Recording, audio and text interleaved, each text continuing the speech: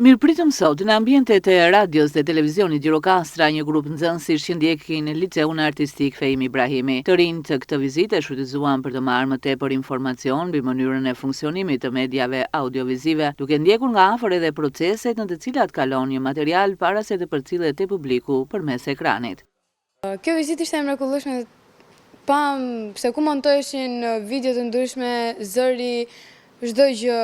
Ne sot vizituam Radio Televizion Gjirokastra, pam disa dhoma të arkivës dhe të montazhit dhe kënduam disa këngë polifonike dhe nxënësit e shoqës Fehim Ibrahimi luajtën me filharmonik dhe ishte një shumë kënaqësi, ishte një vizitë e mrekullueshme dhe u kënaqëm shumë. Një këngë popullore dhe një pjesë e interpretuar në filharmonik nga artistët e rinj u regjistrua në studio duke ia lënë kujtim televizionit Gjirokastra.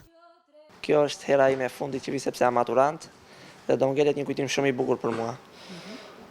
Lozëm një pjesë popullore me shokët e mi dhe do më ngjelet një kujtim shumë i bukur për mua. Kjo vizitë u ndërmor në kuadër të praktikës mësimore që shkolla artistike zhvillon çdo fundviti mësimor.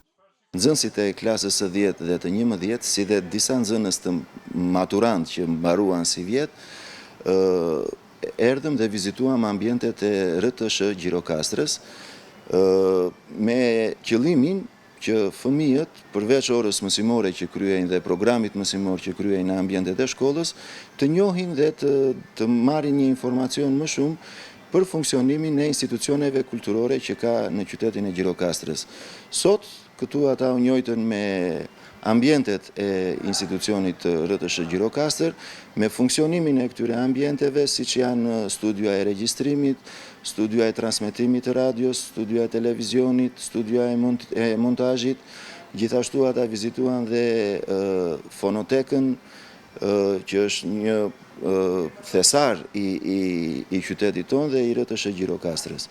Në këtë kuadër, gjatë ditëve të fundit të këtij viti mësimor janë ndalur edhe në institucionet e tjera kulturore dhe artistike që funksionojnë në qytetin tonë, si Qendra Kulturore e Fëmijëve, Kinemaja dhe Teatri Zinisako.